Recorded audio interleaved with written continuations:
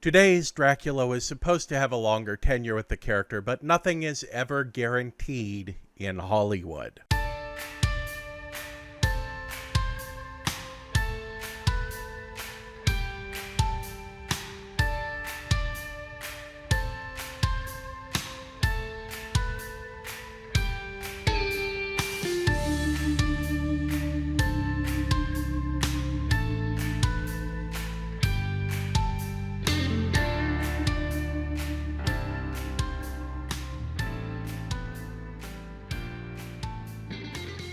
Born in 1979 in Pontypool, Luke George Evans was raised as a Jehovah's Witness until the age of 16 when he left school and the church at the same time. Moving to Cardiff, he started to study voice under Louise Ryan.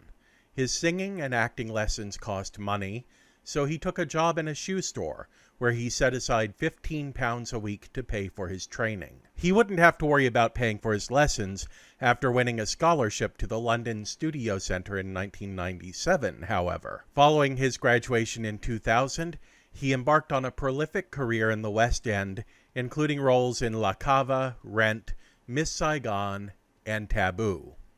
But it was his 2008 role in Small Change at the Dunbar Warehouse that brought him to the attention of U.S. casting directors. He would film his first starring role for the 2010 remake of Clash of the Titans.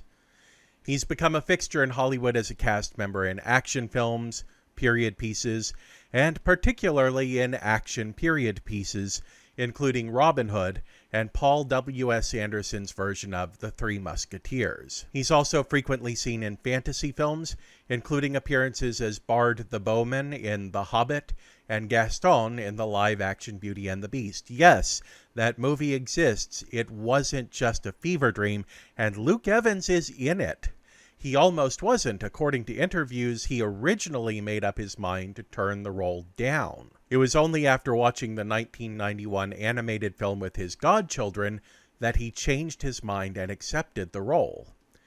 As of this filming, he can most recently be seen in Hulu's 9 Perfect Strangers, and it has also been announced that he will return to the role of Gaston for a Disney Plus prequel series, because we've all wondered exactly how Gaston learned to fight and bite like nobody else can. Toward the beginning of his career, he gave an interview to the Gay Times, in which he discussed growing up as a young gay man in Wales, as well as growing up young and gay in the Jehovah's Witnesses.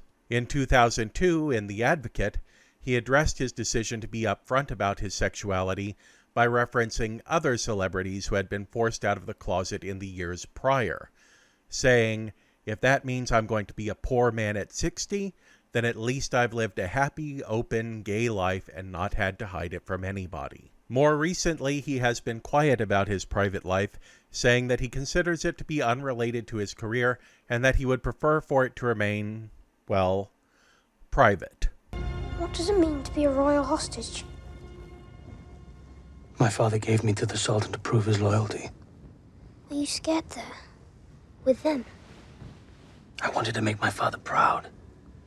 Development on Dracula Untold began in 2007 under the title Dracula Year Zero. The original plan was to film in Australia under the direction of Alex Proyas, who is probably best known for his work on The Crow and Dark City, although he would go on to direct 2009's Knowing with Nicolas Cage, so in all things there is at least symmetry. The original script had been featured in the 2006 Blacklist, which for those not in the know is not a list of banned screenplays, but rather is a list of the best unmade and unsold screenplays. Universal signed Sam Worthington to play Dracula and simultaneously jettisoned Alex Proyas, briefly leaving the project without a director. But in 2012, it was announced that they were in talks with Northern Irish commercial director Gary Shore to make his feature directing debut with the project. 1 year later, it was announced that Luke Evans would replace Sam Worthington in the lead role, and that Samantha Barks, who had previously competed in the reality series I'd Do Anything and played Eponine in the London production of Les Miserables, would play Baba Yaga, That role would be filmed, but would ultimately wind up on the cutting room floor. And then something big happened. I will be set free, having granted the darkness a worthy offering. You will become its vessel, as I am. A scourge on this earth, destined to destroy everything you hold dear. Your land, your people, even your precious wife and son. I would die before I harmed them. Indeed you will, I'm afraid. Someone at Universal decided that Disney shouldn't get all of the cinematic universe money. After all, wasn't Universal home to the original shared cinematic universe in the form of the Universal monsters? And here they were, spending a small fortune to film a brand new, big-budget Dracula film. Dracula launched the original Universal monsters, didn't he? Sure, it was all the way back in 1931, and Universal was, and still is, cashing in on multiple home video releases and merchandising deals by the barrelful. A brand new take on the Universal monsters could only serve to increase the value of the brand and might push Universal into a prime position as a real competitor for Disney and Warner Brothers. They called the idea the Dark Universe, and by the way, the words universe and universal start to lose all of their meaning when you have to say them so many times in a row. It was decided that Dracula Untold would be the starting point for this new universe, and their then upcoming 2017 reboot of The Mummy would solidify the form of the franchise. A subplot that would have revealed the true identity of Charles Dance's master vampire role was cut out of Dracula Untold in edits so that the mystery could play out over the course of several Dark Universe movies, with Charles Dance playing the Samuel L. Jackson to the Dark Universe's Marvel. A quick series of reshoots got them the elements they needed to tie together the two movies, and 3 weeks before Halloween in 2014, Dracula Untold launched and hit the pavement with a meaty thwack. The movie was not the major success Universal had predicted. On a budget of $70 million, not including the promotional budget, it earned only $56.3 million in the North American box office.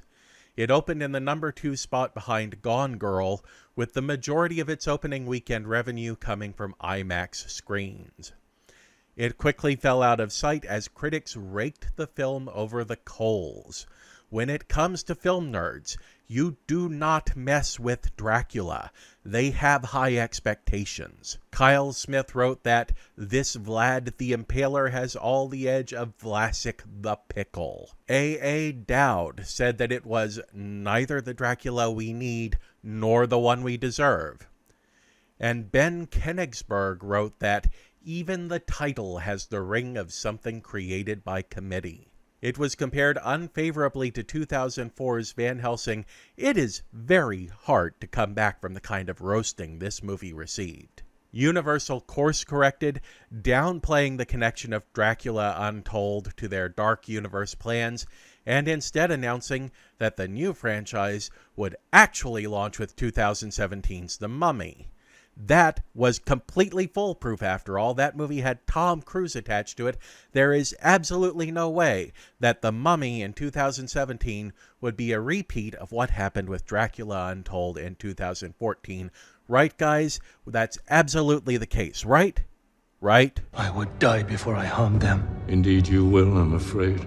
Yeah, it turns out that The Mummy would not fare much better, but that's a story for another Halloween list. Luke Evans plays Vlad Tepes, ruler of Wallachia, because the untold story of Dracula is apparently the story that was told in both Dan Curtis's Dracula and Francis Ford Coppola's Bram Stoker's Dracula. This Dracula seems to be an okay guy with a troubled past. He loves his wife and his son, and he wants to be a great ruler to his people after having left his time in the Turkish army.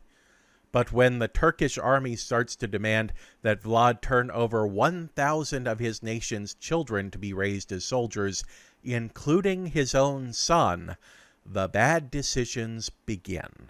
Before long, Vlad is striking deals with desiccated cave corpses and exploding into a cloud of bats on the battlefield. Because one bat is kinda dinky, but tens of supersonic bats coming straight at you can be terrifying. And along the way, he loses sight of what it means to be a good leader to his people in pursuit of his own obsession with keeping his family together at all costs. This Dracula is a good man, but a very, very bad leader, and somebody who probably shouldn't be allowed to make major decisions on his own. By the way, you may have noticed that the Turkish people play a pretty significant role in this story. Vlad Tepes was raised by them, and they exert massive political control over him even now. There are lots of scenes with Dominic Cooper playing the Turkish warlord Mehmed, and Dracula kills somewhere around 5,000 Turkish soldiers on screen over the course of the movie. You would expect that at least some of those actors would have been of Turkish heritage, even if they didn't speak Turkish as their first language. But as it turns out, no, none of them have Turkish backgrounds or even any previous experience with the language. That's less than cool, Universal. And it is something that did not go unnoticed overseas. When it debuted in Turkey, many people commented on the bizarre use of the term Turk to refer to what was at the time a highly ethnically and religiously diverse culture. Although there were plenty of people who did notice that the use of the term Turk in the movie seemed to be in line with older trends toward using that word interchangeably with the word Muslim, leading to some serious discussion as to whether Dracula Untold is actually anti-Muslim propaganda. The final body count for the movie, by the way, is 5,687, with Vlad himself being responsible for 5,419 of those. Of course, I did not count all of those myself, so I don't know if Vlad himself counts since he dies at least once during the movie. But what do you think of Dracula Untold? Would you buy a beer with this Dracula?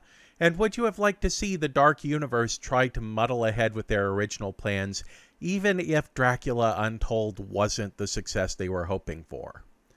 Drop into the comments below and let me know what you think. While you're down there, there's all these buttons you can hit. There's like, there's subscribe, there's a button with a bell on it that you can use to get notifications whenever there's a new video. And there's also a nice little button there that says share that you can use to share this video with a Dracula-loving friend. Until next time, I am Glenn Williams, the Film Optimist, reminding you to watch like it means something.